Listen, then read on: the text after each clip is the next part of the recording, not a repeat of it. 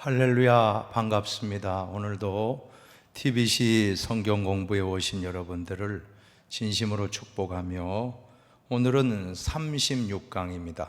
고난받는 종에게 역사하시는 하나님이라는 주제로 같이 공부할 때 큰 은혜의 시간이 되길 바랍니다. 우리 서론 부분을 한 목소리로 같이 읽겠습니다. 이사야 1장에서 39장은 전체적으로 볼 때 하나님을 떠난 유다 왕국의 여러 죄악들, 그에 대한 하나님의 심판, 그리고 심판 후에 있을 하나님의 구원과 은혜에 대해서 기록하고 있습니다. 특히 이사야는 유다 백성들이 바벨론의 포로로 잡혀감으로써 하나님의 심판이 이루어질 것이라고 예언하였는데 40장에서 66장은 바벨론에서 포로 생활을 하는 이스라엘 백성에게 주는 위로와 희망의 말씀으로 하나님께서는 반드시 자신의 약속을 성취하신다는 것과 하나님은 창조주이시면서 역사를 주관하시는 분이라는 것을 포함하고 있습니다. 아울러 이사야는 우상 숭배가 아무 쓸모없는 것임을 강조하면서 고난받는 종을 통해 이루어질 놀라운 하나님의 구원에 대해 노래합니다. 생각을 여는 질문입니다. 같이 읽습니다. 절망의 심연에 빠져 있는 자들에게 우리는 하나님의 어떤 위로를 보여주어야 합니까? 이사야 40장 1절 서두에 보면 바로 너희는 위로하라, 내 백성을 위로하라. 환난과 근심, 걱정, 두려움 가운데 있는 자들을 위로해야 되는 것이 우리들의 사명인 줄로 믿습니다. 두 번째도 같이 읽습니다. 하나님의 말씀을 확신하지 못하는 자들에게 필요한 것은 무엇입니까?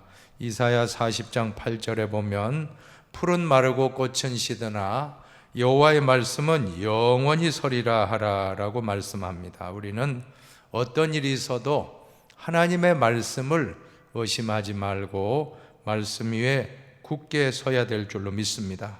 세 번째도 같이 읽습니다. 우주 만물을 창조하신 하나님은 곧 역사를 주관하시는 분이요 여호와를 앙망하는 자들에게 힘을 주시는 분이라는 사실을 우리의 시대와 역사 속에서 어떻게 고백할 수 있습니까? 하나님은 창조주시며 동시에 역사를 주관하시는 분이라는 이 확신, 우리는 하나님을 바라볼 때 우리는 하나님을 의지하게 되고 하나님이 임마누엘로 우리와 함께 하신다는 것을 확신할 때 어떠한 고난도 극복할 줄로 믿습니다. 이제 네 번째 같이 읽습니다. 우리는 과연 고난받는 종으로서 남을 위해 살고 있습니까? 이사야서의 중요한 주제가 메시아를 고난받는 종으로 묘사하고 있다는 것입니다. 이사야 53장에 보면 고난받는 종의 모습, Suffering Servant라고 하는 고난받는 종의 모습입니다. 예수님은 바로 우리를 대신하여 십자가를 지고 우리를 구원해 주셨다라고 하는 메시아를 고난받는 종으로 묘사하고 있다는 것은 참으로 귀한 말씀이고, 우리도 예수 그리스도께서 걸어가신 그 길을 따라 다른 사람을 위하여 고난을 받는 이것이 바로 하나님의 축복의 통로가 되는 것입니다. 이제 시대적인 배경을 보시면 이사야 1장부터 39장은 하나님을 떠난 유다 왕국의 여러 죄악들, 또 그에 대한 하나님의 심판과 그리고 심판 후에 있을 하나님의 구원의 은혜에 대한 말씀을 기록합니다. 특히 유다 백성들이 바벨론의 포로로 잡혀감으로써 하나님의 심판이 이루어질 것이라고 예언했는데, 우리가 지난 학기 26강을 보면 이사야 1장부터 39장까지 내용이 바로 그 내용이었습니다.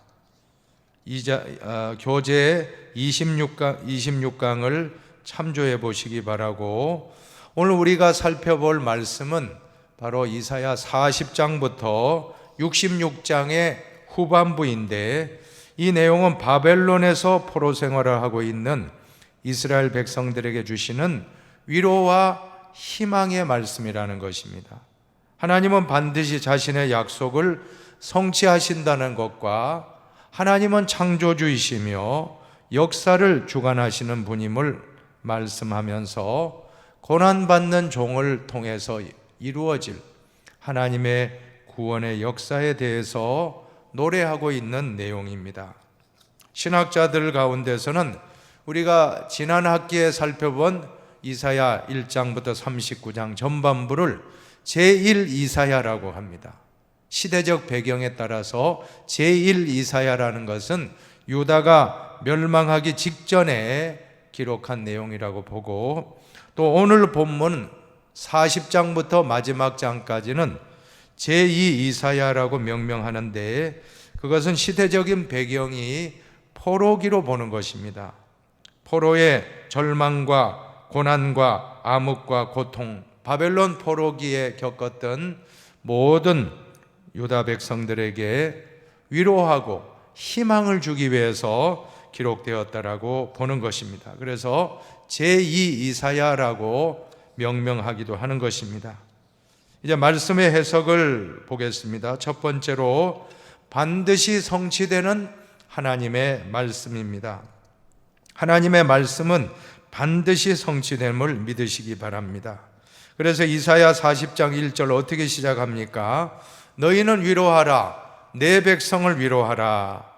이 말씀은 유명한 핸델의 메시아라고 하는 그 작품에 보면 제일 시작 부분이 바로 위로하라는 말씀으로 시작합니다. 찬양이 내 백성을 위로하라. 하나님은 위로의 하나님이십니다. 어떤 자들을 위로하십니까? 하나님은 환난 중에 있는 자를 위로하고, 낙심 중에 있는 자를 위로하고, 두려움 중에 있는 자를 위로하십니다. 그리고 근심 중에 있는 자를 위로하고, 죄악 가운데 고민하는 자를 위로하고, 외로운 자와 죽음을 두려워하는 자를 위로하시는 하나님이시라고 하는 것입니다. 그러면 진정한 위로가 무엇입니까? 근심 중에, 또 죄악 가운데, 그리고 외로운 자, 또한 죽음을 두려워하는 자를 위로하는 하나님이십니다. 자, 그렇다면 진정한 위로가 무엇입니까? 2절을 보면 그 노역의 때가 끝났다라고 말씀하는데, 바로 노예 생활, 포로 생활이 끝난다라고 하는 것입니다. 이것보다 더 큰 희망이 무엇이 있겠습니까? 진정한 위로는 절망 가운데 빠져 있는 자에게 희망을 주는 것인데, 지금 종살이 하는 사람에게 포로가 끝났다, 이보다 더 큰 위로는 없는 줄로 믿습니다. 예수님도 병을 고쳐주실 때 병자에게 항상 하신 말씀이 내 병이 낫기를 원하느냐, 그 말씀을 늘 하십니다. 포기하고 있던 환자에게 병이 나을 것이라는 희망을 불어넣고 치유해 주셨던 것입니다. 죄인에게 가장 큰 위로가 있다면 죄 사함을 받는 것이 가장 큰 위로일 것입니다. 그런데 중요한 것은 하나님은 사람을 통하여 위로하신다라고 하는 것입니다. 하나님의 방법은 언제나 사람입니다. 그러므로 그리스도인은 백성을 위로할 책임이 있는 줄로 믿습니다. 이사야 40장 2절에 보면 너희는 예루살렘에 마음에 닿도록 말하라, 그것에게 외치라. 여러분, 마음에 닿는다는 것, 위로는 어떻게 합니까? 위로는 말로 하는 것이 아니라 마음으로 해야 될 줄로 믿습니다. 마음에 와닿도록 하면, 그렇게 하기 위해 어떻게 됩니까? 마음을 다하여 진심으로 위로해야 된다는 것입니다. 우리가 누군가 위로할 때 어떻게 위로하십니까? 말로 위로 받으십시오, 절대 안 됩니다. 장례식에 큰 슬픔을 겪고 있는 사람을 찾아갔을 때 우리가 위로받으십시오. 아무리 말을 잘한다고 위로받겠습니까? 그때는 말이 아니라 마음으로 말없이 같이 있어주고 말없이 손을 꼭 붙잡아 주면서 눈물을 흘려줄 때에 진심이 통하고 마음을 위로하게 된다는 것입니다. 메시아의 오심을 기다리는 자세는 어때야 됩니까? 골짜기마다 도두어지고 작은 산마다 낮아지며 고르지 않는 곳이 평탄하게 되고 험한 곳이 평지가 된다는 말이 있는데, 여러분, 낮은 골짜기를 돋운다는 것은 어떤 의미가 있습니까? 낮아진 우리의 자존감을 높여주시겠다라고 하는 것입니다. 열등감에 빠진 자는 열등의식이 없도록 해주시고, 또 높은 산, 교만한 사람은 또 낮춰서 깎아 내리신다, 낮게 하신다. 고르지 않은 것은 평탄게 하신다. 이것이 얼마나 큰 축복입니까? 그리고 또한 왕이 행차할 때 누군가 길을 닦는 사명, 바로 이것이 신약의 세례 요한의 사명인 줄로 믿습니다. 광야에서 외치는 자의 소리, 왕의 길을 예비하고 예수의 길을 예비한 바로 시온의 대로를 열었던 세례 요한의 사명이 바로 예수님의 오실 길을 평탄케 하는 사명. 얼마나 참 귀한 말씀입니까? 이대로 예수님 오시기 전에 세례 요한이 오늘 이사야 40장의 말씀대로 주의 길을 예비하는 사명을 감당했던 것입니다. 세 번째로 보면 인간의 유한성과 말씀의 영원성입니다. 하나님께서는 이사야에게 모든 육체는 풀이요 그 모든 아름다움은 들의 꽃과 같아서 풀은 마르고 꽃은 시드나 여호와의 말씀은 영원히 서리라 하라라고 말씀하셨던 것입니다. 이것이 무엇을 의미합니까? 인간의 유한성과 하나님의 약속의 말씀, 오늘 우리가 가지고 있는 신구약 66권의 말씀은 영원한 줄로 믿으시기를 바랍니다. 여러분, 권불 10년 화무 11홍이라는 말이 있지 않습니까?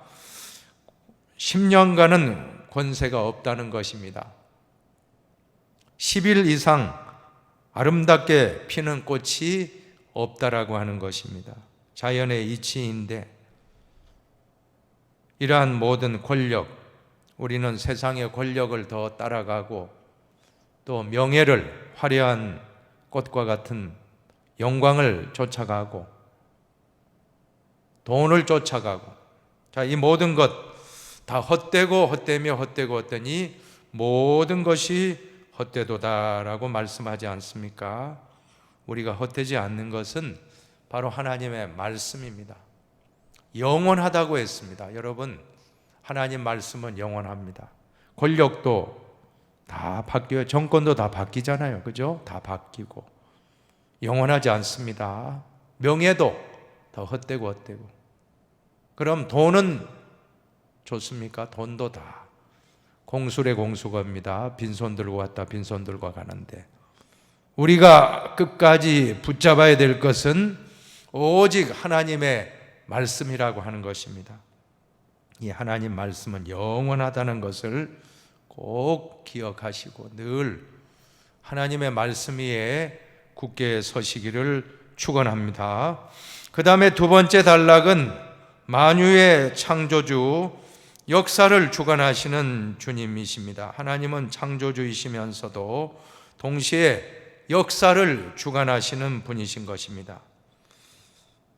포로로 잡혀간 유대 사람들은 바벨론에 가서 참으로 큰 낙심을 하게 되는데, 왜 그럴까요? 바벨론에 가보니까 곳곳마다 바벨론의 신전이 어마어마했습니다.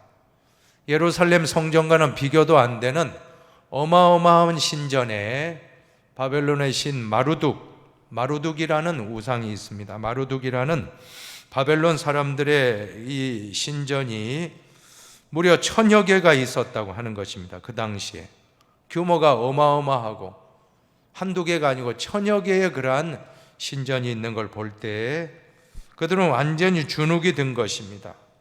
자, 이런 상황 속에서 포로민들은, 유대인들은 완전히 민족의 자존심을 상실했고 하나님의 선민이라고 하는 그러한 자존심도 짓밟히고 말았던 것입니다. 야훼 하나님에 대한, 여호와 하나님에 대한 신앙도 흔들릴 수밖에 없었습니다. 하나님의 사랑도 의심하고 하나님의 존재조차도 의심하며 그들은 실망하고 있을 때 바로 이때 한 무명의 예언자가 등장해서 하나님은 창조주이시며 동시에 역사를 주관하시는 분이시다는 역사의 하나님이심을 선포한 것입니다. 동시에 하나님은 하나님을 앙망하는 자들에게는 능력을 주시고 힘을 주시는 분이라고 이렇게 격려하는 것입니다. 한번 우리 이사야 40장 31절을 한번 읽어보겠습니다. 같이 한번 읽습니다. 오직 여호와를 앙망하는 자는 새 힘을 얻으리니 독수리가 날개치며 올라감 같을 것이요 다른 박질하여도 곤비하지 아니하겠고 걸어가도 피곤하지 아니하리로다. 여러분, 여호와를 앙망한다는 말은 어떤 뜻이 있습니까? 한자로 보면 앙망이라는 것은 우러를 앙자에 바랄 망자입니다. 우러러 바라본다. 하나님을 바라보십시오. 땅을 보지 말고. 여러분, 하루에 몇 번씩 하늘을 쳐다보십니까? 괴로울 때는 주를 바라보라고 했습니다. 우리가 어려울 때는 땅을 보면 더 낙심합니다. 환경을 보면 낙심합니다. 한번 따라합시다. 환경을 보면 낙심하고 사람을 보면 실망하고 자신을 보면 낭망하고 절망하고 하나님을 바라보면 소망이 있다. 네, 우리는 환경을 보면 낭망합니다. 사람을 보면 실망해요. 자신을 보면 절망합니다. 그러나 천지의 창조주 하나님을 바라볼 때 우리는 큰 소망을 얻게 되는데 그것이 바로 여호와를 앙망하라. 우러를 앙자입니다. 바랄 망자. 우러러 바라보라. 바라본다는 뜻이 있고 또 하나는 바로 앙망한다는 것은 하나님만 의지하라라고 하는 뜻인 것입니다. 신앙이라는 것이 뭡니까? 믿고 의지하는 것입니다. 신앙. 믿고 맡기는 것입니다. 하나님을 의지하고 우리 힘으로 살아가는 게 아니고 신앙이라는 것은 바로 하나님을 의지하고 살아가는 거예요. 돈을 의지하고 살아가지 마십시다. 권력을 의지하고 살아가지 말고 학식을 의지하고 명예를 의지하고 살아가지 말고 세상을 의지하고 살아가지 말고 사람을 의지하고 살아가지 말고 오직 하나님을 의지하고 살아가라. 이것이 바로 여호와를 앙망하라 하는 뜻인 줄로 믿습니다. 세 번째로 보면 우상 숭배의 무익성을 말씀하는데 우상 숭배가 얼마나 어리석고 잘못된 일입니까? 여호와 하나님과 사람이 만든 우상을 비교한다는 것 자체가 말이 되지 않는 일인 것입니다. 여러분, 하나님과 사람 손으로 만들어진 우상을 우리가 어떻게 비교할 수 있겠습니까? 하나님은 스스로 계신 자라고 했습니다. 출애굽기 3장에 보면 모세에게 나타나서 나는 스스로 있는 자라. 한자로 하면 자존자라고 합니다. 스스로 자자, 있을 존자, 자존자. 야훼 하나님, 여호와라는 뜻은 스스로 계신다는 뜻입니다. 우상은 사람이 만든 존재입니다. 절대 우리는 야훼 하나님과 사람 손으로 만들어진 마루둑, 아무리 크고 화려한 신전 그런 우상이라 할지라도 사람 손으로 만들어진 마루둑과는 여호와 하나님과는 비교도 할 수 없다 하는 것입니다. 우상 숭배는 두 가지가 있다고 하지 않습니까? 하나는 다른 신을 숭배하는 것입니다. 또 하나는 하나님 대신에 하나님 자리에 엉뚱한 것을 올려놓고 섬기는 것입니다. 현대인들은 뭐니 해도 머니가 최고다. 돈을 우상으로 삼는 사람 얼마나 많습니까? 그러나 빈손 들고 왔다가 빈손 들고 가는 것이 우리 인생입니다. 한 푼도 하나님 앞에 돈 가지고 갈 수 없습니다. 다 여러분, 우리는 허망한 인생 살아가지 말고 돈이 하나님 될 수 없습니다. 권불 10년, 권력이 하나님이 될 수 없습니다. 화무 11홍, 명예가, 학식이 하나님 될 수 없습니다. 오직 진정 여호와 하나님만이 참신이다 믿고 우리는 마지막 때 우리가 붙들어야 될 것은 오직 하나님, 이 성경밖에 없어요. 여러분, 이 TBC 공부 지금까지 창세기부터 오늘 이사야서 하반부까지 쭉 우리가 묵상하고 있는데 말씀밖에 없어요. 그래서 아주 큰 대학자인데 책도 여러 권 쓰고 서재 수만 권의 책이 있었다고 하는 거예요. 그러나 그가 마지막 노년에는 그 책 다 기증하고 도서관에 다 기증하고 후학들에게 다 물려주고 오직 성경, 이 성경만 묵상하다가 천국 갔다라고 하는 것입니다. 오늘 우리가 마지막 때 붙잡아야 될 것은 하나님 말씀밖에 없습니다. 푸른 마르고 꽃은 시드나 여호와의 말씀은 영원히 서리라. 하나님 말씀 믿고 우리는 오직 말씀, 오직 하나님 중심으로 여호와를 바라보고 우상에게 마음 뺏기는 분 한 분도 없기를 바랍니다. 이제 네 번째로 보면 고난받는 종을 통하여 역사하시는 하나님이십니다. 여러분, 신학자들이 말하는 이사야 40장 하반부 66장까지 제2 이사야, 특별히 제2 이사야 예언의 위대성이 무엇입니까? 메시아를 고난받는 종으로 노래하고 있다는 사실입니다. 당시 많은 사람들은 메시아는 다윗 왕가에서 온다, 다윗 왕의 후손이다.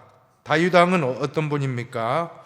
이스라엘을 건국하고 가장 위대한 나라로 세웠던 그러한 분이 바로 다윗인데, 그러나 제2 이사야가 노래한 메시아 상은 왕으로 오시는 메시아가 아니라 고난받는 종으로 오신다. 고난받는 종이 누구입니까? 고난받는 종의 모습, 이사야 53장에 잘 나오는데, 첫째로 고난받는 종은 사람들로부터 멸시와 배척을 받게 된다는 것입니다. 왜 그렇습니까? 그 이유는 그 외모가 너무나도 보잘것 없다는 것입니다. 이사야서에 보면 그는 연한 순같이 약하고 마른 땅에서 나온 뿌리 같아서 고운 모양도 없고 풍채도 없고 흠모할 만한 아름다운 것도 없도다라고 노래하는 것입니다. 외모적으로도 정말 보잘것없는 모습. 두 번째로 보면 고난받는 종은 자기의 죄 때문이 아니라 대신 고난을 당했다라고 하는 것입니다. 이사야 53장 5절 한번 유명한 말씀입니다. 한번 같이 읽어봅시다. 그가 찔림은 우리의 허물 때문이요 그가 상함은 우리의 죄악 때문이라. 그가 징계를 받음으로 우리는 평화를 누리고 그가 채찍에 맞음으로 우리는 나음을 받았도다. 아멘, 아멘. 참 놀라운 말씀 아닙니까? 제2 이사야의 메시지, 얼마나 위대한 메시지입니까? 바로 이분이 바로 예수님이잖아요, 그죠? 고난받을 예수 그리스도, 우리 인류의 모든 죄값을 대신 치르기 위하여 십자가에서 고난당한 메시아, 고난받는 종으로서 이 메시아를 노래하고 있다는 것은 참 위대한 말씀인 것입니다. 그리고 고난받는 종의 모습 세 번째는, 고난을 받는 종은 고난을 당하면서도 입을 다물고 침묵하셨다라고 하는 것입니다. 여러분, 누가 나한테 억울한 소리만 해도 우리는 참지 못하잖아요. 바로 결백을 밝히기 위해서 견디지 못하고 우리는 입을 엽니다. 그런데 고난받는 종 메시아는 입을 다물고 침묵하고 있다는 것입니다. 어떻게? 도살장으로 끌려가는, 도수장으로 끌려가는 어린 양처럼 털 깎는 자 앞에서 잠잠히 침묵했더라. 저는 전에 한번 양을 잡는 모습을 TV에서 잠깐 봤는데, 유목민들이 양을 도축하는 그런 장면이 나오는데, 정말 양만큼 순한 짐승은 없는 것 같아요. 지가 죽는데, 지가 주인이 이제 목을 따고 이제 죽는 거예요. 죽는 순간 이렇게 딱 누워 있는데 발버둥 치고 안 죽으려고 하는 게 아니고 가만히 있어요. 가만히. 정말 참 저는 그 모습 보면서 예수님이 바로 그러한 모습이었다. 그래서 세례 요한이, 예수님의 길을 예배했던 세례 요한이 어떻게 말씀합니까? 보라, 세상 죄를 지고 가는 하나님의 어린 양이로다. 바로 양처럼 고난받는 예수 그리스도께서는 어린 양으로 오셔서 침묵하며 말없이 묵묵히 순종하고 십자가 져주셨던 것입니다. 그래서 고난받는 종의 실체를 보면 세 가지 해석이 있습니다. 전통적으로 첫 번째로 이 고난받는 종이 누구입니까? 첫째 견해는 이스라엘 민족 전체라고 하는 견해입니다. 여기서 바로 바벨론에서 포로 생활하고 있는 이스라엘 민족 전체가 바로 이 고난받는 종의 모습이다. 두 번째는 소수의 경건한 이스라엘이라고 해석하는 분들도 있고, 세 번째는 어느 한 개인이라고 하고 해석하기도 합니다.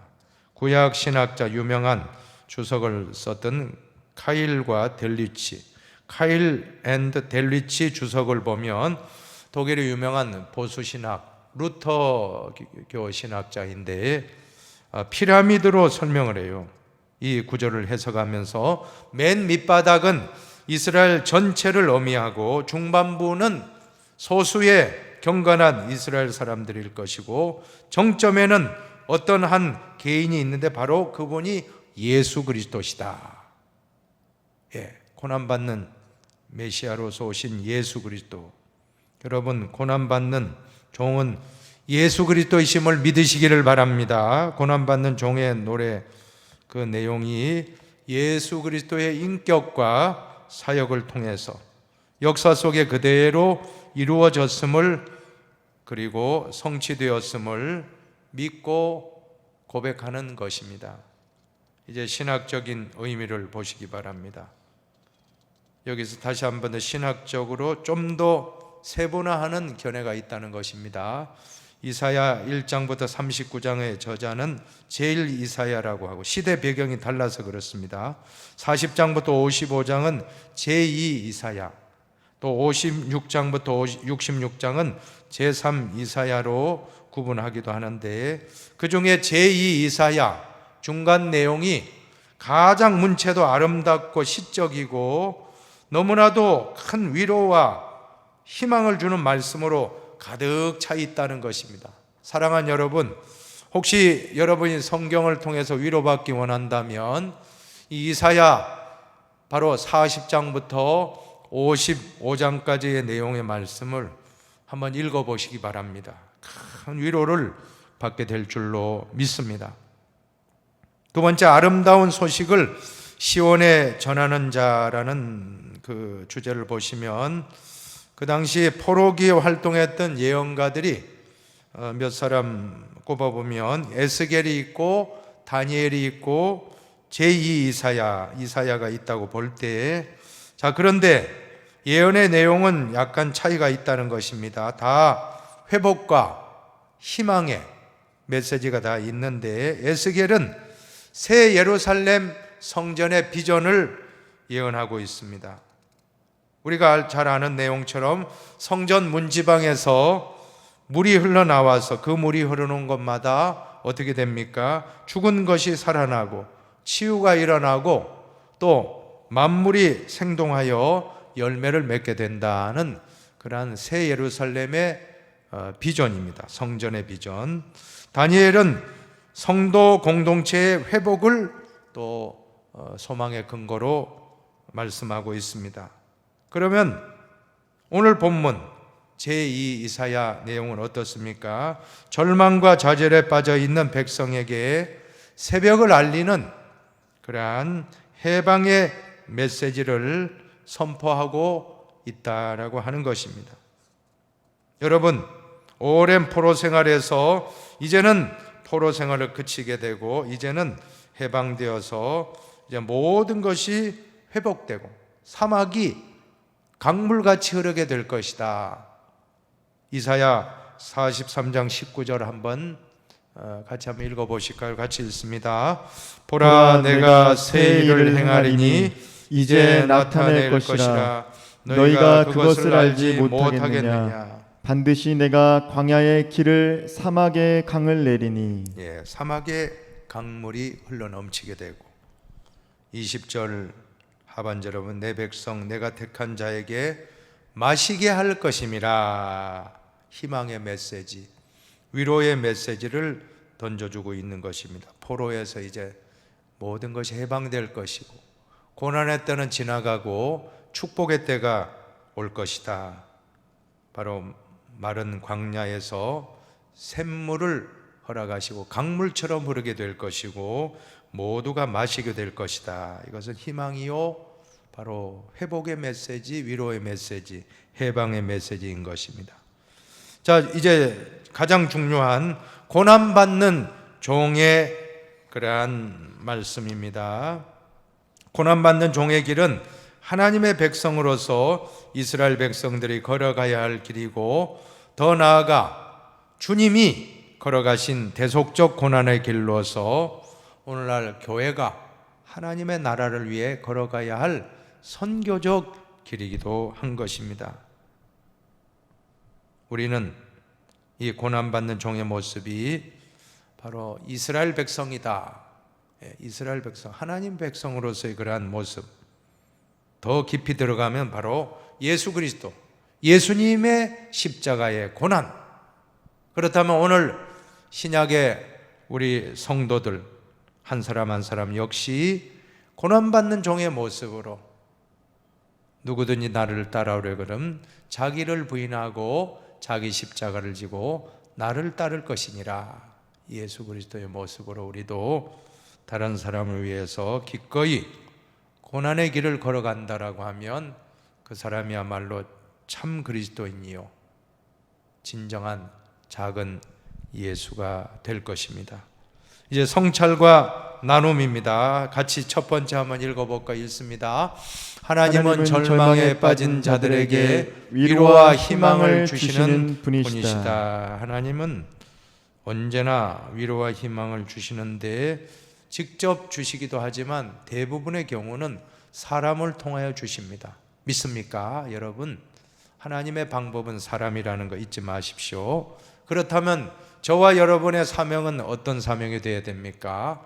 우리가 가는 곳마다 위로와 희망을 주는 그러한 통로, 우리가 많은 사람들에게 위로를 주고 격려를 주고 또 많은 사람을 세우는 그러한 통로로 쓰임받아야 될 줄로 믿습니다.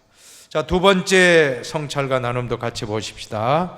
하나님의 말씀은 영원하며 하나님의 약속은 반드시 이루신다. 하나님의 말씀, 우리가 이 TBC 성경 공부를 공부하는 목적이 있습니다. 그것은 무엇입니까? 푸른 마르고 꽃은 시드나 여호와의 말씀은 영원히 서리라. 이 하나님 말씀만큼은 불변입니다. 시대도 바뀌고 환경도 바뀌고 유행도 바뀌고 모든 것이 다 변화무쌍한 이 시대를 살아가고 있지만 절대 변하지 않는 것, 영원한 진리, 영원한 말씀, 저와 여러분은 이 하나님의 말씀, 신구약 66권 말씀을 굳게 붙잡고 저 하나님 나라까지 끝까지 말씀을 따라가면 될 줄로 믿습니다. 그래서 철로 역정에 보면 그리스도인이 구원받잖아요. 그죠? 구원받고 그리스도인이 이제 죄짐, 무거운 죄짐을 지고 가다가 골고다 산상에서 이 죄짐을 다 떨쳐버리고 이제 구원의 확신을 받았을 때 예수님이 무엇을 줍니까? 성경을 선물로 줍니다. 두루마리. 두루마리를 주세요. 이 두루마리라는 게 바로 성경입니다. 성경. 이제 우리가 하나님 나라까지 철로 역정, 순례자의 여정을 우리가 걸어가는데 그 모든 나침반과 같은 것입니다. 우리는 성경 말씀을 따라가면 될 줄로 믿습니다. 성경 말씀을 끝까지 따라가면 우리는 안전한 길로 위험하지 않고 잘못되지 아니하고 어떤 구렁텅이, 어떤 유혹도 이겨내고 우리는 끝까지 하나님 말씀을 따라가면 저 천성을 향해 무사히 안전하게 당도하게 될 줄로 믿습니다. 이제 마지막 세 번째 같이 읽고 마칩시다. 고난받는 종의 모습은 오늘날 교회가 걸어가야 할 선교적 길이다. 여러분, 교회가 누구입니까? 교회는 바로 우리 한 사람 한 사람, 우리 한 사람 한, 여러분 어떻게 보면 흰돌교회, 교회라고 하자면 예배당입니다. 옛날에 그래서 옛날에 우리 어렸을 때 예배당 가자, 예배당이라는 게 맞아요. 교회라고 하는 것은 저와 여러분 한 사람 한 사람들이 다 교회입니다. 저와 여러분, 예수 그리스도를 구주로 십자가를 믿고 영접한 사람들이 모인 공동체가 다 교회라고 하는 것입니다. 에클레시아라는 것이 부름받은 공동체의 모임이 바로 교회라고 하지 않습니까? 그러므로 우리 모든 그리스도인들은 다 교회입니다. 고난받는 종이 걸어간 길은 오늘날 우리 교회가, 우리 그리스도인들 한 사람 한 사람이 걸어가야 될 선교적인 길이라 하는 것을 믿고 우리는 끝까지 자기를 부인하고 자기 십자가를 지고 주님을 따라 우리도 예수님이 가신 그 길로 걸어가는 것입니다. 그것이 바로 성화의 길이고 그것이 바로 예수님 닮는 길이고 우리의 언어도 예수님, 우리의 생각도 예수님, 우리의 눈도, 우리의 귀도, 우리의 입도 예수, 우리의 손도, 우리의 발도 예수님 닮아가는 삶, 이것이 바로 오늘날 우리의 삶의 목표가 되어야 될 것입니다. 우리 모두 고난받는 종으로서의 메시아 예수님을 우리가 잘 따라가시기를, 이것이 바로 선교적 길이다는 걸 믿으시면 아멘 하시길 바랍니다. 이제 과제물을 보시면 학개서 1장부터 2장까지 내용을 꼭 읽어주시고 스가랴서 1장부터 14장까지를 읽어오시기 바라고, 교재 제37강 성전 건축의 필요와 정의의 실천이라고 하는 37강 학개 스가랴서 같이 묵상하고 만나도록 하겠습니다. 한번 제가 잠깐 기도하고 마칠게요. 사랑과 자비가 풍성하신 아버지 하나님, 오늘 또 이렇게 이사야서 말씀을 통하여 진정한 하나님의 위로의 말씀을 우리에게 주셨습니다. 이 말씀을 굳게 붙잡고 푸른 말하고 꽃은 시드나 여호와의 말씀은 영원히 서리라 하신 말씀대로 우리는 하나님 말씀으로 위로받고 하나님 말씀으로 끝까지 사명을 감당하게 해주시옵고, 고난받는 예수 그리스도의 메시아의 모습을 통해 우리가 오늘 이 자리에 서 있습니다. 영원히 죽을 수밖에 없는 죄인을 위하여 십자가에서 대신 고난받으심으로 우리는 구원받고 축복받는 하나님의 자녀가 되었습니다. 이제 오늘 우리가 하루를 살아가도 우리도 예수님처럼 다른 사람을 위하여 희생하고 헌신하는, 십자가를 지고 따라가는 진정한 그리스도인들이 다 되게 하여 주시옵소서. 감사하며 축복하며 길이요 진리요 생명 되시는 예수님의 이름으로 감사 기도드리옵나이다. 아멘.